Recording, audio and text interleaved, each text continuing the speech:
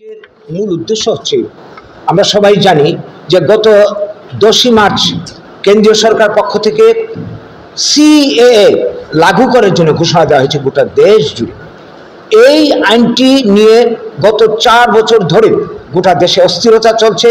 2019 সালে যখন এই নাগরিকত্ব সংশোধনী আইন দেশে লাগু করার জন্য উদ্যোগ নেওয়া হয়েছিল, এর প্রতিবাদে গোটা দেশ জুড়ে আগুন জ্বলে উঠেছিল, আন্দোলন হয়েছিল এবং এতে প্রায় 100 লোকের বেশি মারা পড়েছে। তো এরপর কেন্দ্রীয় সরকার এই উদ্যোগ বন্ধ করে নেয়। গত 4 বছর ধরে এটা বন্ধ ছিল। এখন নির্বাচনের প্রাক মুহূর্তে আর মাত্র 2-1 দিন বাকি আছে, নির্বাচন ঘোষণা হয়ে যাবে। এই মুহূর্তে এটা ঘোষণা করার পেছনে কি উদ্দেশ্য আছে?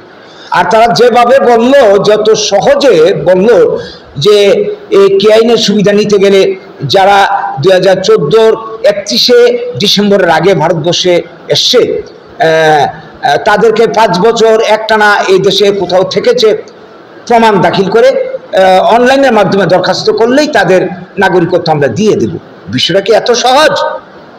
এই যে কথাটা বলল, এই কথা তো নাগরিকত্ব আইনে 1955 সালে যে সিটিজেনশিপ অ্যাক্ট পরিষ্কার বলা আছে, কাউকে যদি ভারতের নাগরিকত্ব অর্জন করতে হয় জন্মসূত্রে, উত্তরাধিকারী সূত্রে, তারপর বৈবাহিক সূত্রে কিংবা 5 বছর একটানা যদি এই দেশে কোনো রাজ্যে থাকে, বসবাস করে প্রমাণ দাখিল করতে বলে, তাকে নাগরিক হিসাবে মেনে নেওয়া হবে। তাহলে তারা যেভাবে বলছে শুধুমাত্র 5 বছর থাকলেই এখানে নাগরিকত্ব দেওয়া হবে, এটা বলার তো কোনো প্রয়োজনই পড়ে না, কারণ নাগরিকত্ব আইনে এই কথাগুলি আগেই স্বীকার করে নেওয়া হয়েছে। আসলে বিষয়টা তা না, পেছনে রয়েছে রহস্য। আমরা যতটা জানি নাগরিকত্ব সংশোধনী আইনের ধারা উপধারা কি, এটা কিন্তু এখনো জানানো হচ্ছে না পাবলিককে, এটা গোপন রাখা হচ্ছে।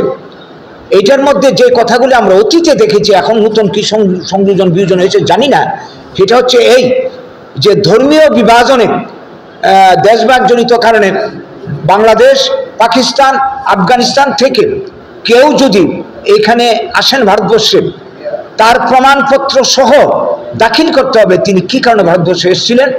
তাহলে আমরা বিবেচনা করে দেখব আমরা নাগরিকত্ব প্রদান করব কি না। সেই সঙ্গে আরও কিছু বিধান রয়েছে।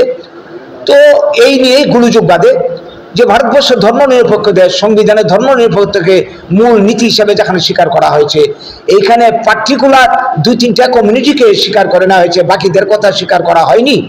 এইটার কারণটা কি? আর নতুন করে আইন থাকা সত্ত্বেও নাগরিকত্ব সংশোধনী আইনের কেন প্রয়োজন পড়ল? এই নিয়ে কি বলবো, এখানে গণবিক্ষোভ চলছিল, এখনো বিক্ষোভ রয়েছে। তাই এই আইনকে কেউ মানছে না, আমরাও মানছি না। আমরা চাই ভারতবর্ষের যে সংবিধান, এই সংবিধান মোতাবেক যেইভাবে বলা হয়েছে জন্মসূত্রে, উত্তরাধিকারী সূত্রে, তারপর বৈবাহিক সূত্রে এবং 5 বছর একটানা থাকলেই তাকে নাগরিকত্ব দেওয়া হবে, সে আইন কার্যকরী হোক।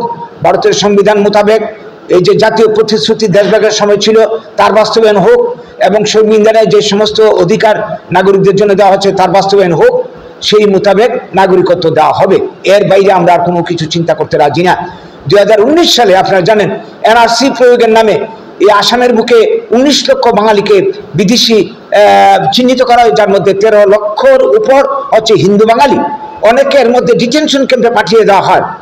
তো এই যে চক্রান্ত, এর মধ্যখানে আরেকটা বিষয়, অসমের বুকে প্রায় 27 লক্ষ বাঙালিকে কি বলবো আধার কার্ড বাতিল করা হয়েছে।